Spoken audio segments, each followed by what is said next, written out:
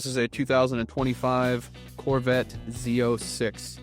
Absolutely gorgeous. So what you're looking at here came just from White Glove, where they installed these canards. They actually came over here for a portion of the install, and we installed these BC forged wheels as well as Paragon lowering springs. It's getting ready for its custom alignment, and we're gonna dial it in and make sure that it drives perfectly.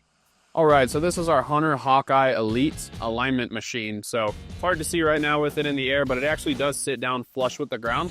So whenever you have really low cars and you add low profile ground effects on them, makes it really hard to get it onto an alignment rack. So this gives us the ability to align really nice cars like this and be able to do what we do. So shout out to Hunter Engineering, fantastic piece of equipment.